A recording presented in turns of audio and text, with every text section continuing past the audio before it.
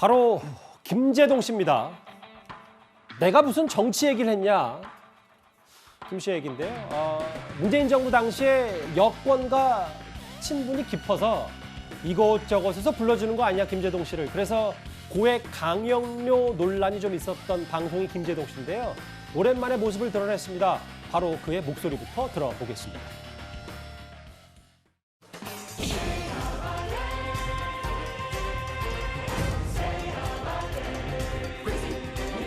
감정은 이해가 돼도 누가 되든지 간에 되고 나면 우리 전부 다 밀어줄 준비가 돼 있고 잘만 하면 서로 손잡고 갈 준비가 돼 있잖아요. 그러니까 그런 걸 보여주자고요. 그런 걸 보여주는 것이 저는 진짜 시민들의 힘이라고 생각합니다.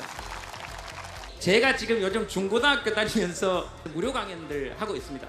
아니, 무료 강연은 아닙니다. 18만 원에서 22만 원 정도 줍니다. 얼마 전에 여기 양산에서도 섭외가 들어와서 올라 그랬는데 막판에 교장 선생님께서 정치적 성향 때문에 안 된다고 그래가지고 그래서 혹시 그 교장 선생님 아시는 분들 계시면 이야기 좀 해주세요. 내가 가서 정치 얘기 안 한다고. 그리고 내가 살면서 무슨 정치 얘기를 했는데 지금 이게 눈 작고 큰 얘기밖에 안 했는데. 뭐 이념적 성향을 따라서 일단 입담은 여전하네요, 김제동 씨. 네, 이현정 의원님. 예전에 뭐 어디서는 1,000만 원 넘게 받는다더라 막 이런 고액 강연료 논란이 있으니까 오늘도 좀 이례적으로 최근에 있었던 강연에서도 본인 18만 원 정도 받는다라고 했는데 김제동 씨가 이런 얘기를 했어요. 누가 대통령이든 밀어줄 땐 확실하게 밀어주고 도와줘야 된다. 무슨 말을 좀 하고 싶었었던 걸까요? 지금 이제 봉화마을에 있는 노무현 전 대통령 기념관이 개관이 됐습니다. 예. 거기에 맞춰서 이제 봉화 음악 콘서트가 열리는데 이제 김제동 씨가 강연을 한 것인데요. 아마 김제동 씨 같은 경우는 지난 이제 그 박근혜 전 대통령 이제 국정농단 사태 때 그때 이제 거리의 어떤 연설가로 아주 유명세를 떨쳤죠. 특히 이제 헌법과 관련돼서 이 헌법의 어떤 내용들을 가지고서 이제 국민들의 권리 이런 부분을 이제 강조한 바 있습니다.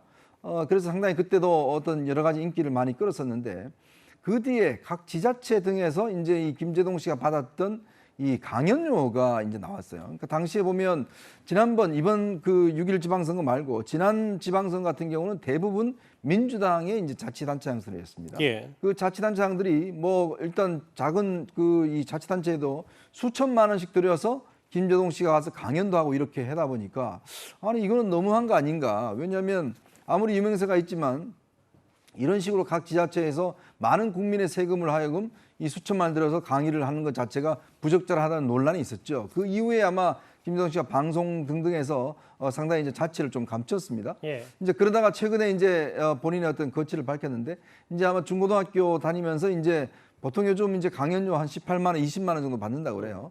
이제 그래서 이제 그런 강연들을 쭉 하고 있다라고 이제 공개를 한 바 있고 특히 이제 이 어떤 대통령이 밀어주라는 이야기는 민주 시민이라면 헌법에 따라서 선출된 대통령에 대해서는 우리가 적극적으로 밀어주는 것들이 기본적인 도리 아닌가라는 그런 의미를 강조하고 있는 것 같습니다. 예. 그런데 김제동 씨가요, 자신의 정치적 성향이 잘못 알려졌다. 본인은 헌법 얘기만 강연하고 다녔다. 뭐 이렇게 얘기를 했습니다. 그 목소리도 한번 듣고 올까요? 헌법 읽고 너무 좋아서 헌법 독후감을 썼더니 어떤 국회의원이 그런 얘기를 했어요. 전문대 나온 사람이 뭘 한다고.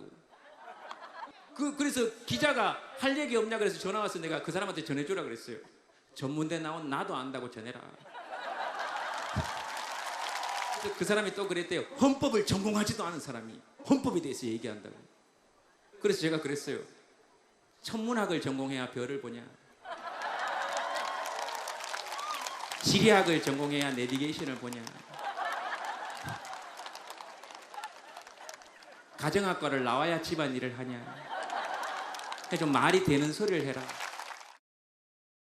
글쎄 저 비유가 맞는지에 대해서는 뭐 생각이 다 다를 수 있겠습니다만 글쎄요. 일단 뭐 저 비유는 그렇다고 하더라도 본인이 정치 얘기를 안 했다. 헌법 얘기하자는 거다. 내가 무슨 정치 얘기했냐.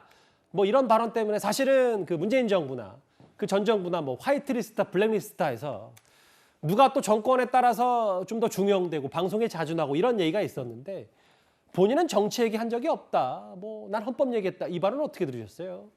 정치 얘기를 본인이 안 했다고 이야기를 합니다만 많은 국민들이 김제동 씨 하면 이제는 사실은 인기 연예인, 인기 개그맨보다는 그 민주당 성향이나 또는 노무현 대통령 지지 성향이 굉장히 강한 상당히 유력한 스피커로서의 기억하시는 분이 더 많을 겁니다.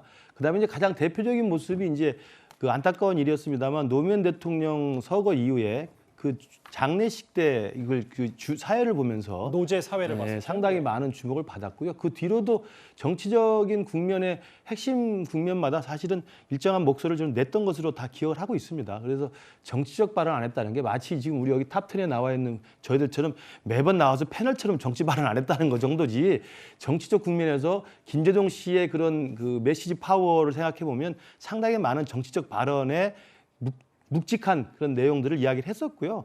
또 중요한 것은 이제 헌법 이야기로 지금 돌아가 있다는 것은 뭐 저는 굉장히 뭐 다양스럽게 생각을 합니다. 헌법이라는 것은 우리 대한민국의 기본이고 또 대한민국의 모든 공동체 구성원들이 다 합의해서 지켜야 될 만한 것들이기 때문에 헌법을 이야기하면서 국민들에게 필요한 이야기들을 자기의 의견을 실어서 이야기하는 건 저는 바람직해 보이는데, 다만 또 헌법 이야기를 하면서 또 헌법을 들어서 또 지금의 정치 상황에 또 어떤 정치적 반응을 할지는 또 모르겠어요.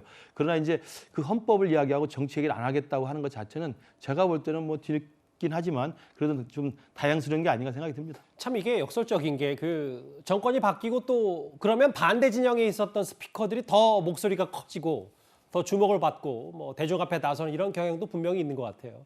그런데 이렇게 방송인 김재동 씨 말고도 야권의 스피커 역할을 지금까지 해왔던 유시민 전 이사장, 최근에는 몇몇 인터뷰에 등장을 해서 윤석열 대통령에 대한 날선 비판을 쏟아내기도 했습니다. 정부라는 건 종합병원 비슷한가요? 대통령은 병원장인 그렇죠. 거죠. 네. 그리고 이제 각 과 과장님들이 이제 장관들이고 비슷한데 지금 응급실 문을 닫아놓은 것 같아요. 응급실은 안 돌리고 급한 환자도 없고 이런 과에서 성형을 뭐 하고 옛날 있고. 사진 같은 거 뭐 MRI 사진 예. 다시 올려놓고 예. 야 이거 지금 이 사진 보니까 이 병이 그게 아니었는데 지난번 그 과장이 저 병원장이 잘못했네 뭐 이런 거 하고 있잖아요. 대통령이 없는 거하고 비슷한 상태 아니에요 지금?